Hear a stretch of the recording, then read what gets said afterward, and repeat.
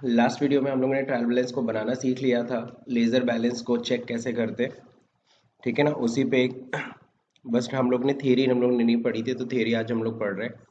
What is trial balance?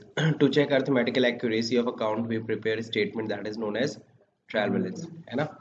तो trial balance basically क्या होता है? लेज़र के बैलेंसेस को चेक करने का क्या है, एक प्रोसेस है।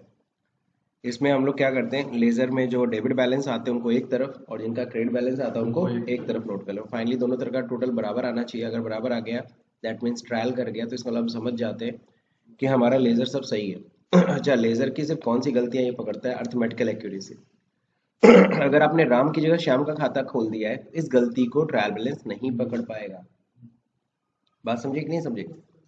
लेकिन कैलकुलेशन एरर, अमाउंट एरर, और देखिए ट्रायल बैलेंस क्यों बराबर होता है, क्योंकि जब भी आपने एंट्री की है तो जितने से अमाउंट को डेबिट किया उतने अमाउंट से ही क्रेडिट भी किया है, इसीलिए ट्रायल बैलेंस हमेशा मैच करना चाहिए। Now before using the account balance to prepare final account, और आप सभी को पता है फाइनल अकाउंट भी हमें बनाना है, और फाइनल अकाउंट जब बनाते हैं तो हमें खर्चे, इनकम, लाइबिलिटी, एसेट सबके लेजर एक जगह चाहिए। तो ट्रायल बैलेंस आप देखते हो ना, समरी हो जाती है। क्या हो जाती है? समरी। लेजर के बैलेंसेस को ढूंढने में, जैसे देखो ये यहाँ पे देखो, ये जनरल एंट्री है। ये जनरल एंट्री याद होगा, दामोदरन फर्स्ट क्वेश्चन था। ये जनरल एंट्री होगी। इस जनरल एंट्री से फिर क्या किया गया? फिर लेज़र बनाया गया। और लेज़र में अगर हम बैलेंस अगर ढूंढेंगे, है ना, तो ऐसे देखना पड़ेगा, फिर स्क्रॉल करना पड़ेगा, है ना। ये सारे लेज़र्स देखो बने हुए हैं इसके।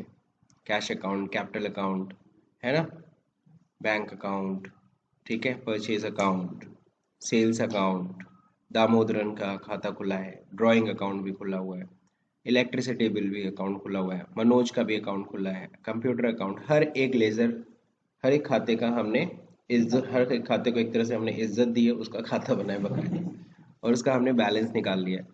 अब बैलेंस निकालने के बाद हमने देखा ये बैलेंस सही कि नहीं सही है। तो जिसका जहां बैलेंस था, मैंने एक तरफ पर्टिकुलर लिखा है, एलएफ है, डेबिट अमाउंट, क्रेडिट अमाउंट, ऊपर हेडिंग भी डाल सकते थे, ट्रायल बैलेंस लिखना चाहिए। ओके, कैश का डेबिट बैलेंस था तो डेबिट साइड में, कैपिटल का क्रेडिट बैलेंस था तो क्रेडिट साइड में, इस तरह से हमने पोस्ट कर दिया। सही है कि नहीं सही है? बैंक, ध्यान रखिएगा, बैंक नॉर्मली एसेट होता है, उसका बैलेंस डेबिट होना चाहिए। बट यहाँ पे एक इत्तेफाक है कि यहाँ पे क्रेडिट आ रहा है। क्यों आ रहा है आप सब समझ गए होंगे, क्योंकि ये बैंक में क्या है, एक तरह का लोन है, ओडी चल रहा है बैंक में, एक्सेस अमाउंट निकाला होगा, है ना। परचेज खर्चा है, सो डेबिट बैलेंस है। तो इस तरीके से ये देखो ट्रायल बैलेंस भी बन चुका है। और फाइनली देखिए दोनों तरफ का टोटल इक्वल आ रहा है। अच्छा, इसमें इक्वल नहीं है, ये 2516 गड़बड़ था कि, तो क्योंकि इलेक्ट्रिसिटी बिल का 2500 रुपये डेबिट बैलेंस है, ना कि क्रेडिट बैलेंस है, ठीक है ना। तो दोनों तरफ का देखो टोटल इक्वल आ गया। अब टोटल इक्वल आ गया, इसका मतलब है क्या, हमने जितना भी लेजर बनाया सब सही है, ठीक। तो ये एक समरी हो गई। अब यहाँ से हम देख के फटाक से हम पीएल अकाउंट, बैलेंस शीट बना सकते हैं, फाइनल अकाउंट, क्योंकि इसमें देखो खर्चे भी दिख रहे हैं, क्यों, इनकम भी दिख रहा है, एसेट भी दिख रहा है, लाइबिलिटी भी दिख रहा है। और हमें फाइनल अकाउंट बनाने के लिए यही चार चीज़ चाहिए होता है। तो ये चारों चीज़ें यहाँ पे एक जगह है, और एक जगह से देख के आसानी से हम फाइनल अकाउंट बना सकते हैं। और एक और चीज़ मैं बता दूँ, यहाँ पे जो हमारा ट्रायल बैलेंस होता है ना, ये अकाउंटिंग जो हम लोग ने पूरा पढ़ा है, अकाउंटिंग कंसेप्ट, प्रिंसिपल, कहीं भी अकाउंटिंग स्टैंडर्ड में डिफाइन नहीं किया गया है कि ट्रायल बैलेंस मस्ट है। बट ये हम लोग अपनी सहूलियत के लिए करते हैं, एक जगह समरी बना लेते हैं, ठीक है ना। उससे हमारे, क्योंकि देखो अकाउंटिंग जो डबल एंट्री सिस्टम में जनरल एंट्री डिफाइन किया गया है, लेजर डिफाइन किया गया है, सीधे फिर फाइनल अकाउंट डिफाइन किया है, ट्रायल बैलेंस नहीं। बात समझे? तो ट्रायल बैलेंस हम अपने लिए बना लेते हैं, खत्म बात।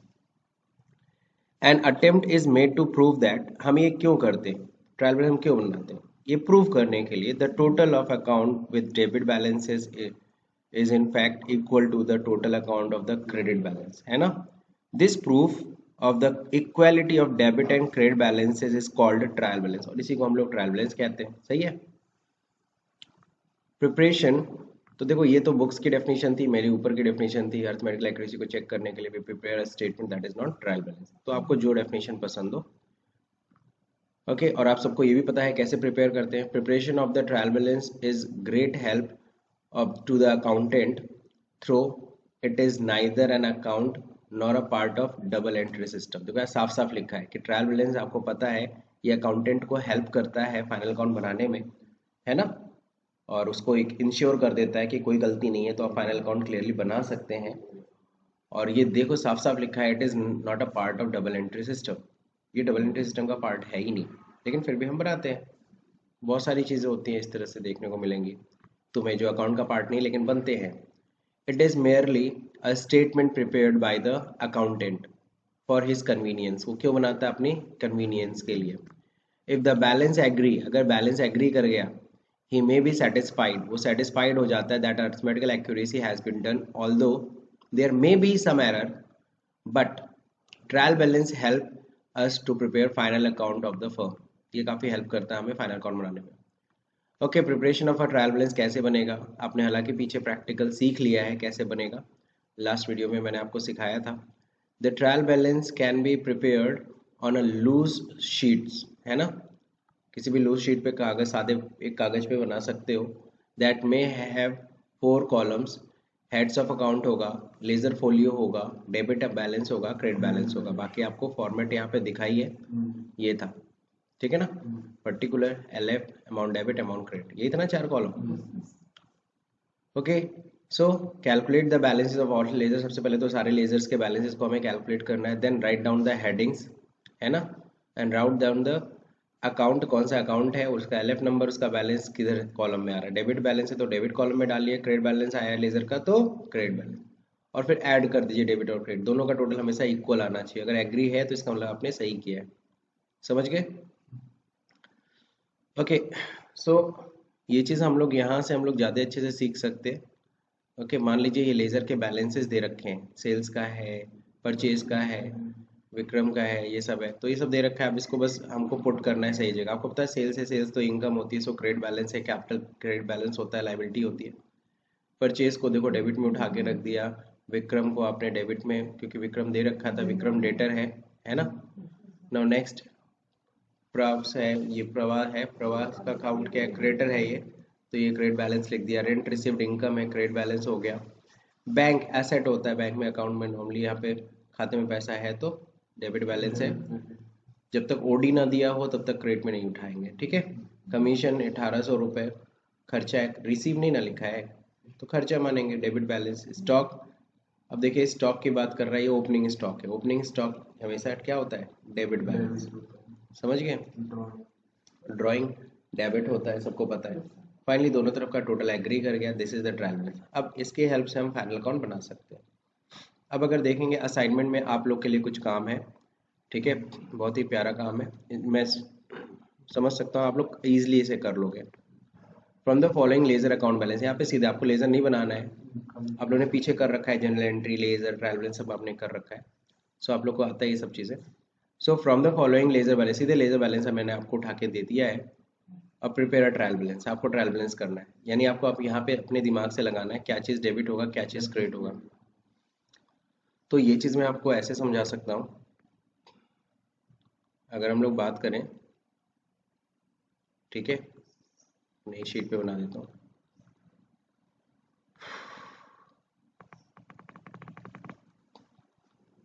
देखिए नॉर्मली जो होता है ना, जो एक्सपेंस होते हैं, खर्चे, आपको पता है उसका बैलेंस कैसा होता है, डेबिट, डेबिट होता है। और जो इनकम होता है ना, इनकम के बैलेंस क्या होते हैं, क्रेडिट होते हैं।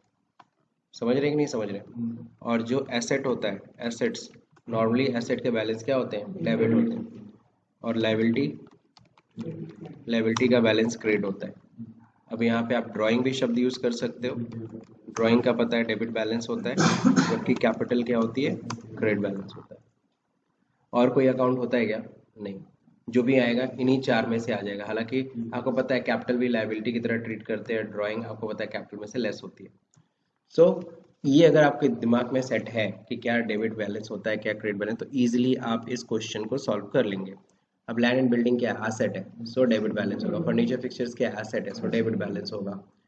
Shares in apex industries limited है, शेयर्स हमने खरीद रखे हैं, शेयर्स किसके, 10,000 के, इन्वेस्टमेंट किया है ना, तो ये हमारे लिए एसेट है, डेबिट बैलेंस होगा। मेडिकल एक्सपेंस है, सो डेबिट बैलेंस होगा। कैश क्या होता है, कैश एसेट है, सो डेबिट बैलेंस होगा। सैलरी पेड खर्चा है, एक्सपेंस है, सो डेबिट बैलेंस होगा। रेंट रिसीव इनकम है ना, सो क्रेडिट बैलेंस होगा। टेलीफोन चार्जेस एक्सपेंस है, सो डेबिट बैलेंस होगा। इलेक्ट्रिसिटी चार्जेस एक्सपेंस है, डेबिट बैलेंस होगा। रिपेयर ऑफ बिल्डिंग एक्सपेंस है, सो डेबिट बैलेंस होगा। प्रिंटिंग चार्जेस एक्सपेंस है, सो डेबिट बैलेंस होगा। एक्यूमुलेटेड फंड, ये एक्यूमुलेटेड फंड है, रिजर्व्स है, तो ये क्रेडिट बैलेंस होगा। लाइबिलिटी है, ध्यान रहे, fund reserves, reserve end fund समझते हैं ना, तो रिजर्व बनाना हमारी लाइबिलिटी होती है, ध्यान रहे, तो इट्स अ लाइबिलिटी। नाउ हाँ, ये फंड इन्वेस्टमेंट नहीं है, ये फंड है। फंड मतलब हमने अपने पास रख रखा है, that is my liability to maintain, just like reserves. तो जब भी फंड ओंड लिखा है ना, हाँ वो चीज़ अलग हुई। Mutual fund is different thing, mutual fund अगर लिखा होता तो इन्वेस्टमेंट होता। एफ डी वो सब इन्वेस्टमेंट है, वो सब एसेट है, debit balance. Income tax paid, ये एक्सपेंस की तरह ट्रीट करेंगे तो डेबिट होगा। म्यूनिसिपल टैक्सेस, आपको पता है टैक्सेस क्या होते हैं, अब म्यूनिसिपल टैक्स दे रखा है, टैक्स पेबल नहीं ना दिया है, म्यूनिसिपल टैक्स से खर्चा है, सो डेबिट करेंगे। फिर प्लांट मशीनरी एसेट है, डेबिट करेंगे। डिविडेंड रिसीव है, इनकम है ये, तो क्या होगा, क्रेडिट होगा। स्टेशनरी खर्चा है, सो डेबिट होगा। तो इस तरह से आप बना सकते हो। अगर किसी को एडवांस दिए हो तो भी तो एसेट है, तो भी तो डेबिट होगा, प्रीपेड यू कैन से। अब देखिए यहाँ पे एक और चीज़, इसी तरह से एक और क्वेश्चन दिया था, following trial balance is incorrect and correct them. तो इसमें किसी अकाउंटेंट ने बना रखा है, आपको उस अकाउंटेंट की गलतियों को पकड़ना है। तो कैपिटल क्या है, डेबिट बैलेंस थोड़ी ना होता है, कैपिटल क्रेडिट में हो जाता है, तो क्रेडिट में चला जाएगा, उसको क्रेडिट में उठा के कर दीजिए। बिल्डिंग एसेट है, सो डेबिट में उठा के कर दीजिए। डेटर का बैलेंस डेबिट होना चाहिए, तो डेबिट में उठा के कर दीजिए। डिविडेंड रिसीव इनकम है, किधर होना चाहिए, कमीशन रिसीव इनकम है, सो किधर होना चाहिए, सब गलत है, तो किया है, उल्टा कर दिया, उल्टा कंसेप्ट पड़ा होगा नहीं। कैश इन हैंड एसेट है, डेबिट बैलेंस होना चाहिए, तो डेबिट साइड में डाल दीजिए। मिसलेनियस एक्सपेंस तो सही है, ठीक है ना। और परचेज खर्चा है, सो डेबिट में होना चाहिए। सेल्स इनकम है, सो क्रेडिट में जानी चाहिए। क्लोजिंग स्टॉक, हाँ तो ये चीज़ मैं आपको बता दूं, क्लोजिंग स्टॉक को हम लोग ट्रायल बैलेंस के अंदर नहीं रखते हैं, क्लोजिंग स्टॉक ट्रायल बैलेंस के बाहर नीचे हम अलग से लिख देते हैं। हम लोग कौन सा स्टॉक अंदर रखते हैं ट्रायल बैलेंस के, ओपनिंग स्टॉक। ओपनिंग स्टॉक का लेजर बनता है, परचेज का लेजर बनता है, क्लोजिंग स्टॉक का लेजर बनता है, बट सॉरी सेल्स का लेजर बनता है, बट क्लोजिंग स्टॉक का लेजर नहीं बनता है। अरे जब आपने ओपनिंग बना दिया, आपने परचेज बना दिया, आपने सेल्स बना दिया, तो जो बैलेंस अपने आप बचेगा ना, वो तो क्लोजिंग स्टॉक में जाएगा। तो क्लोजिंग स्टॉक का नॉर्मली, नॉर्मल केस की बात करो, नॉर्मली क्लोजिंग स्टॉक का लेजर नहीं बनता है। क्लियर, तो क्लोजिंग स्टॉक का लेजर ही नहीं बनेगा। जब लेजर ही नहीं बनता है, सिंपल सा, क्लोजिंग स्टॉक की कोई जनरल एंट्री नहीं होगी। जब क्लोजिंग स्टॉक की जनरल एंट्री नहीं होगी तो लेजर नहीं बनेगा, लेजर नहीं बनेगा तो ट्रायल बैलेंस के अंदर आएगा नहीं। तो बस यही आपको थोड़ा सा यहाँ पे सस्पेंस या सरप्राइज दे दिया कि क्लोजिंग स्टॉक लगा दिया, इसको आप हर बस हटा दीजिएगा, आपका दोनों तरफ का टोटल इक्वल आ जाएगा। क्लियर, तो मेरे ख्याल से ये भी असाइनमेंट्स हो जाएगा। अब सीधे हम लोग को पढ़ना है क्या, नहीं डेप्रिसिएशन नहीं, हम लोग को टैली में पढ़ेंगे। अब हम लोग को सीधे पढ़ना है क्या, फाइनल अकाउंट। क्या पढ़ना है, फाइनल अकाउंट। तो चलिए फटाक से फाइनल अकाउंट भी देख लेते हैं। ठीक है, तो आज ही हम लोग फाइनल अकाउंट भी फाइनल करेंगे। हमारे पास एक ट्रायल बैलेंस दिया हुआ है, ठीक है ना, प्यारा सा ट्रायल बैलेंस है। अब इस ट्रायल बैलेंस के बेसिस पे हमें फाइनल अकाउंट बनाना है, ठीक है ना। तो चलिए फाइनल अकाउंट बनाते हैं। आप सभी लोग को पता है फाइनल अकाउंट में दो चीज़ें बनती है। फाइनल अकाउंट में, या इसको, अच्छा फाइनल अकाउंट को नया नाम क्या होता है, इसको कई लोग क्या बोलते हैं, फाइनेंशियल स्टेटमेंट। कंपनीज का फाइनेंशियल स्टेटमेंट, फाइनल अकाउंट बोलो या फाइनेंशियल स्टेटमेंट बोलो, बात एक ही है। अब इसमें देखो दो चीज़ें बनती हैं। पहला चीज़ बनता है क्या, प्रॉफिट एंड लॉस अकाउंट। क्या बनता है, उसको हम लोग बोलते हैं trading and profit and loss account. बात समझिए, तो ये बनता है सबसे पहली चीज़। तो मैं रफ फिगर बस दिखा रहा हूँ, प्रॉपरली बकायदा फॉर्मेट पे, ठीक है। हमें 4 कॉलम चाहिए, कितने कॉलम चाहिए, 4 कॉलम चाहिए। तो मैंने 4 कॉलम को कवर किया है। एक तरफ क्या हो जाएगा, पर्टिकुलर, और इधर क्या हो जाएगा, अमाउंट। अमाउंट कौन सा होगा आप सभी को पता है, ये डेबिट होगा। फिर एक तरफ क्या होगा, अगेन सेम चीज़ होगा, पर्टिकुलर, ठीक है ना। इधर क्या हो जाएगा, लेकिन कौन सा, क्रेडिट, ठीक है। तो पर्टिकुलर के कॉलम को थोड़ा चौड़ा कर लेते हैं।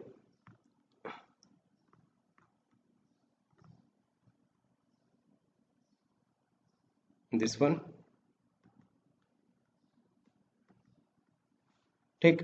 और थोड़ा सा फॉर्मेट आप ड्रॉ कर सकते हो, छोटा सा बनेगा, कोई बहुत ज़्यादा हमारे पास फिगर्स नहीं है, छोटे तो कुछ ही अमाउंट है, तो इसलिए हम ज़्यादा फोकस इतना फॉर्मेट पे नहीं कर रहे।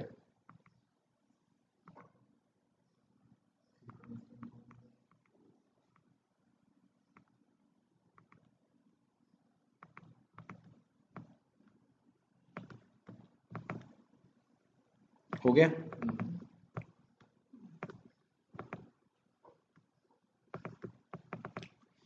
ट्रेडिंग पीएल अकाउंट, ठीक है ना। ट्रेडिंग अकाउंट सबसे पहले बनता है, इधर खर्चे में सबसे पहले हम दिखाते हैं to opening stock.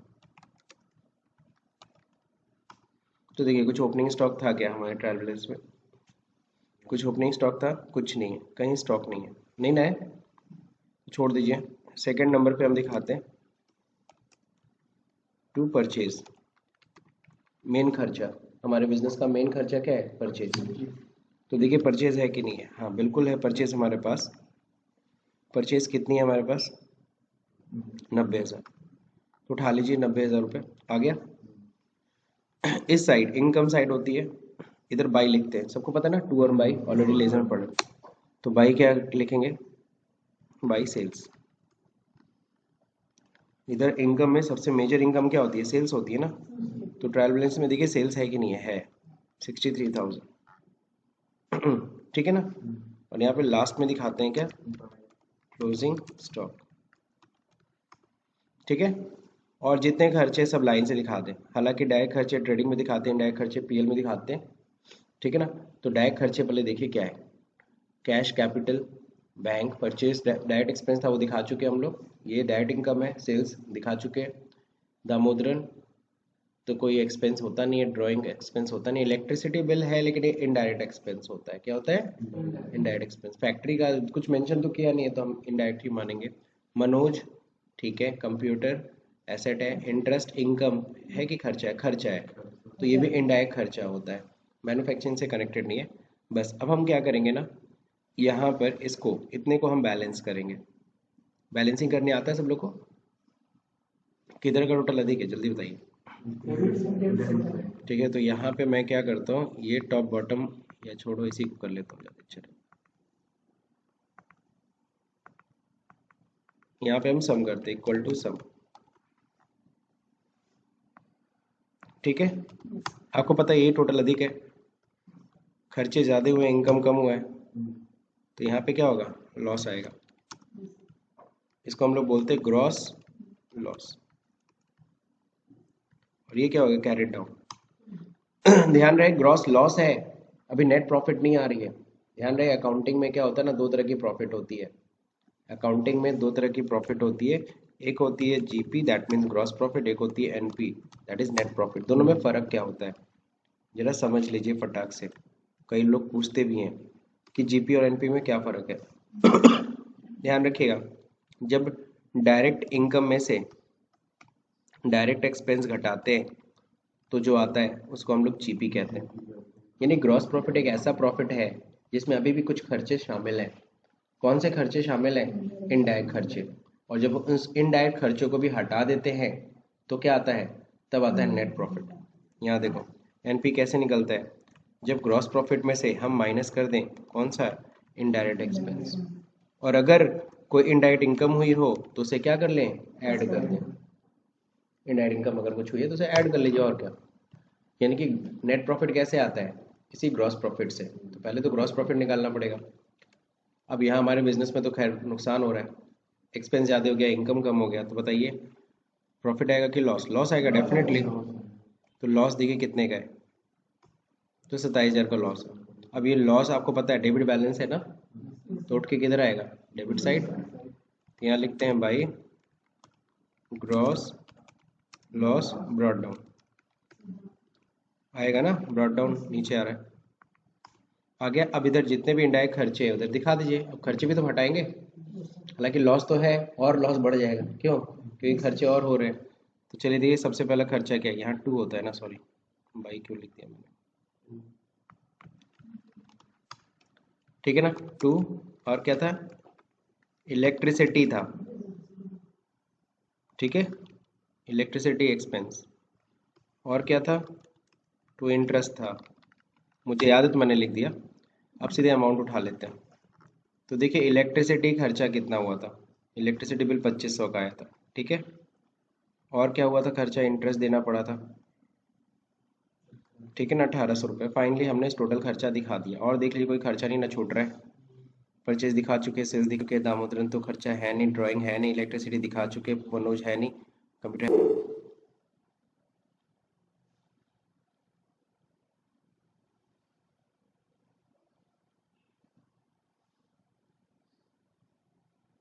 Sorry, sorry for the disturbance. अब यहाँ पे हम लोग क्या करेंगे, टोटल करेंगे।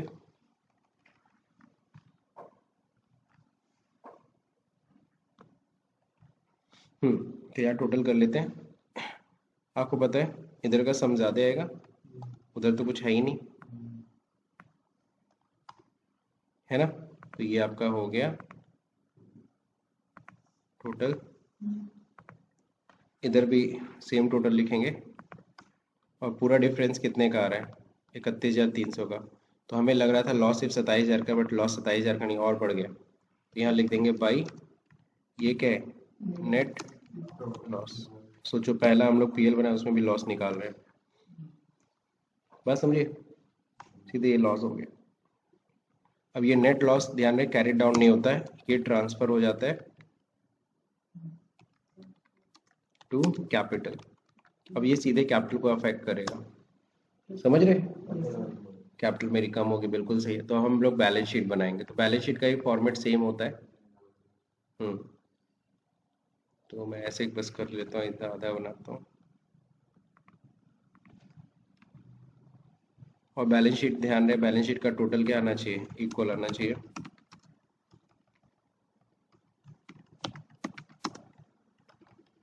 अच्छा, बैलेंस शीट जब बनाते हैं ना, तो वहाँ लिखते हैं एज ऑन 31 मार्च मान लीजिए 2021। और जब ट्रेडिंग पीएल अकाउंट बनाते हैं ना, तो इसमें लिखते हैं फॉर द ईयर।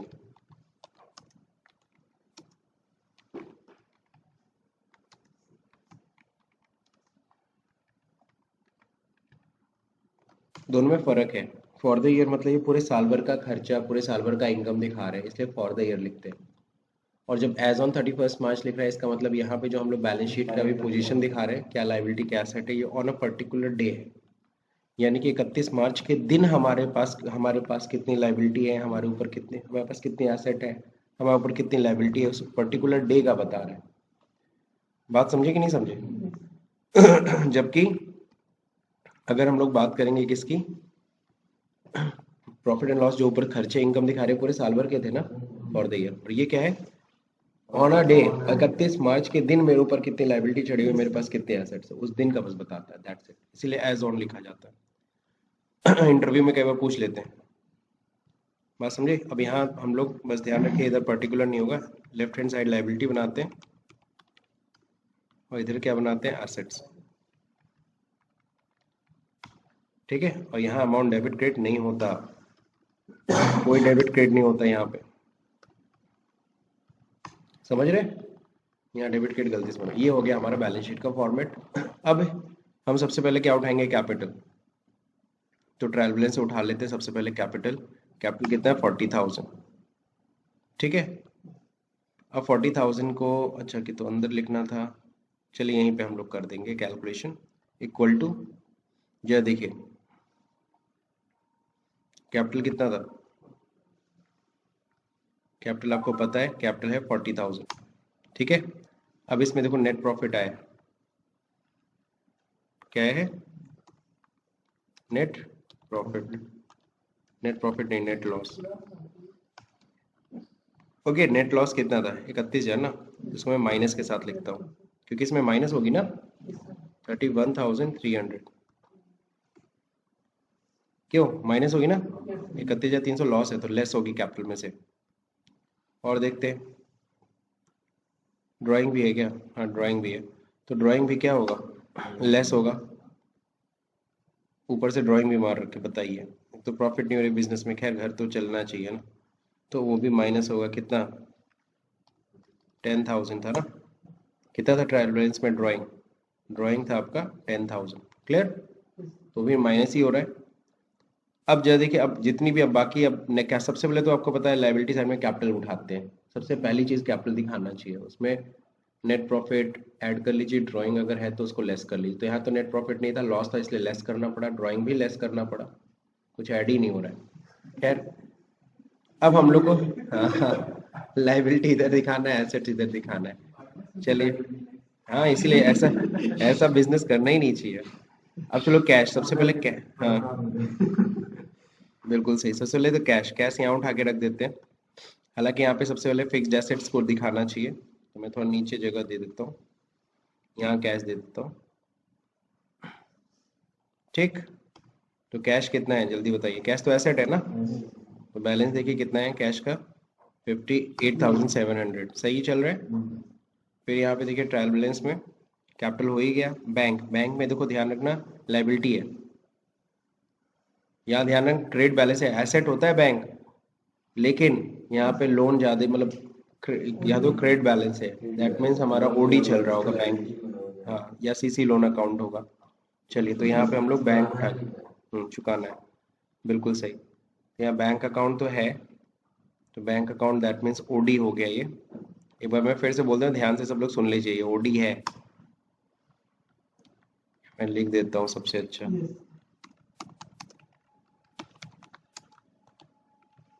ओडी, ठीक है, बहुत ज़्यादा भयंकर ओडी है। अब देखते हैं आगे, सॉरी, अब हम लोग देखेंगे क्या ट्रायल बैलेंस में अगला क्या है। बैंक हो गया, परचेज सेल्स तो आएगा नहीं। दामोदरन देखिए डेबिट बैलेंस है, ये डेटर है हमारा, तो दामोदरन डेटर है, तो डेटर है तो एसेट है, तो यहाँ पे आएगा एसेट है तो डेबिट साइड में आएगा।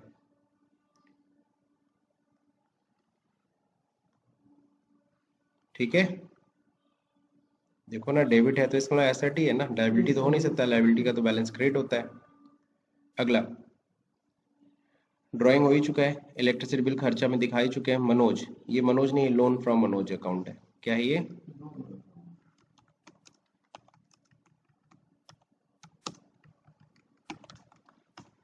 तो लोन फ्रॉम मनोज अकाउंट कितना है? 40,000 रुपये। तो लोन क्या होता है? लोन इज अ लाइबिलिटी, ठीक है, तो यहाँ पे हम लोग उठा लेंगे लोन फ्रॉम मनोज।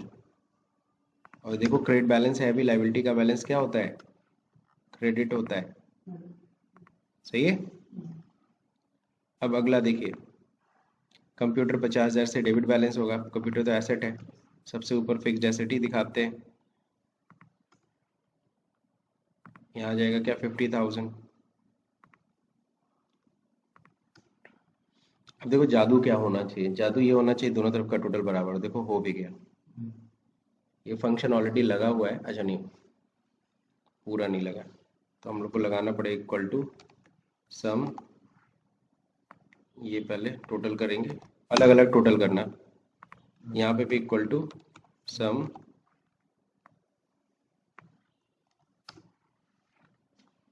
₹1 का फर्क नहीं आना चाहिए। और याद है हम लोगों ने जब शुरुआत में अकाउंटिंग इक्वेशन पढ़ा था, ड्यूल एस्पेक्ट कंसेप्ट, तो हम लोग उसी समय बैलेंस शीट बना के देखे थे। कभी गड़बड़ हो सकती है बैलेंस शीट? नहीं, जनरल एंट्री सही है, लेजर सही है, फाइनली बैलेंस शीट देखो आपका इक्वल आ गया। तो इस तरह से हमने छोटा सा, इसी तरह से जिस तरह से मैंने ट्रायल बैलेंस पे प्रॉफिट एंड लॉस और बैलेंस शीट बनाया है ना, इसमें भी देखो मैंने ट्रेडिंग अलग कर दिया। ट्रेडिंग क्या से हो गया, ट्रेडिंग अकाउंट में सिर्फ डायरेक्ट खर्चे, इधर डायरेक्ट खर्चे दिखाते, इधर डायरेक्ट इनकम दिखाते, और प्रॉफिट एंड लॉस में देखो इनडायरेक्ट एक्सपेंस दिखाते हैं, यहाँ पे इनडायरेक्ट इनकम दिखाते हैं। क्लियर? तो इस तरीके से हमने ये कंप्लीट कर लिया टॉपिक, बैलेंस शीट भी समझ गए, लायबिलिटी एसेट इधर आएगा। और एक चीज़ मैं आपको और बता दे रहा हूँ, अगर आप ये ट्रेडिंग पीएल का कंसेप्ट नहीं समझ में आ रहा है तो मत करो, कोई टेंशन नहीं, सारे खर्चे इधर दिखा दो, समझ रहे हो, सारे इनकम यहाँ दिखा दो, चाहे डायरेक्ट हो चाहे फाइनली नेट प्रॉफिट तो आएगा ना सही। आप ग्रॉस प्रॉफिट भले नहीं कैलकुलेट कर पाओ, बट आप नेट प्रॉफिट तो सही निकाल लोगे ना। बाकी हम लोग को कंप्यूटर पे करना है, कंप्यूटर क्या करता है डायरेक्ट इनडायरेक्ट के अकॉर्डिंगली वो अपने आप जीपी निकाल देगा, एनपी निकाल देगा, क्योंकि आप लोग का फर्स्ट टाइम है ना, आप अभी जीपी एनपी में तो फंस सकते हो। तो जीपी एनपी में अगर आप फंसोगे तो कोई टेंशन नहीं, आप छोड़िए, आप नेट प्रॉफिट आप सही निकालिए, सारे खर्चे यहाँ उठा के रख दीजिए, सारे इनकम यहाँ पे उठा के रख दीजिए। बस ध्यान रखिएगा ओपनिंग स्टॉक डेबिट में लिखेंगे, ओपनिंग स्टॉक यहाँ लिखेंगे और क्लोजिंग स्टॉक इधर दिखाएंगे। और अगर क्लोजिंग स्टॉक होता, ध्यान रहे, तो क्लोजिंग स्टॉक को चूंकि ट्रायल बैलेंस के बाहर होता है ना, मैंने क्या बोला था आप लोग से, अगर कोई क्लोजिंग स्टॉक है, जैसे मान लीजिए यहाँ पे क्लोजिंग स्टॉक होता है, हाँ क्लोजिंग स्टॉक मान लेते हैं, बाहर अपनी तरफ से हम लिख देते हैं, चलिए 10,000 अपनी तरफ से लिख देता हूँ। अब इसका ट्रीटमेंट क्या होता है, क्लोजिंग स्टॉक क्यों ट्रायल बैलेंस के बाहर होता है, क्योंकि इसकी कोई जनरल एंट्री नहीं होती, लेजर नहीं बनता, तो ट्रायल बैलेंस के अंदर नहीं आता। सो बाहर हम बता देते कि भाई देखो इस साल के अंदर में इतना स्टॉक रह गया है, तो ये स्टॉक का देखो ट्रीटमेंट क्या होगा। ये 10,000 रुपये हम लोग यहाँ लिखते हैं, लिख दूँ मैं, अभी मैं 10,000 रुपये यहाँ पे मेंशन कर देता हूँ, ठीक है ना। और अब यहाँ पे थोड़ा सा कैलकुलेशन सही कर देता हूँ, इस 90,000 में से क्या माइनस होगा, पक्का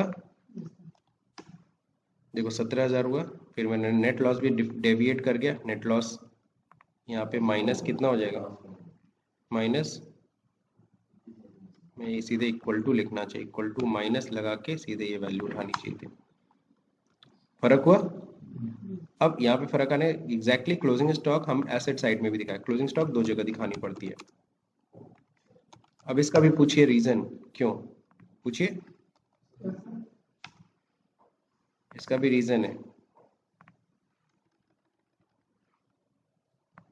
अब देखो फिर बराबर हो गया कि नहीं हो गया, एसेट आ गई ना, अगले साल उसको यूज कर सकते हैं। दूसरे दो जगह क्यों दिखा रहे हैं, इसका सबसे बड़ा रीजन समझिए क्लोजिंग स्टॉक है बाहर दिख रही है, तो अब आप अगर उसको अंदर दिखा, इसका मतलब आप दो जगह आप दो एंट्री करोगे, एक डेबिट एक क्रेडिट करोगे, तो डेबिट और क्रेडिट करोगे तो दो इफेक्ट आएंगे कि नहीं आएंगे, तो दो इफेक्ट नोट करना है कि नहीं करना है। क्लोजिंग स्टॉक बचा है उसको भी तो डबल एंट्री सिस्टम पे करना है, ड्यूल एस्पेक्ट। और अगर दो जगह अगर समझो तो जरा ध्यान से समझो, क्लोजिंग स्टॉक का किए क्या तुम, क्लोजिंग स्टॉक को एसेट में दिखाए तो एसेट का बैलेंस डेबिट होता है, दैट मीन तुमने डेबिट किया। दूसरा नंबर क्रेडिट में दिखाए, हुआ ना एंट्री, एक तरह से तुमने एंट्री की closing stock account debit to trading account.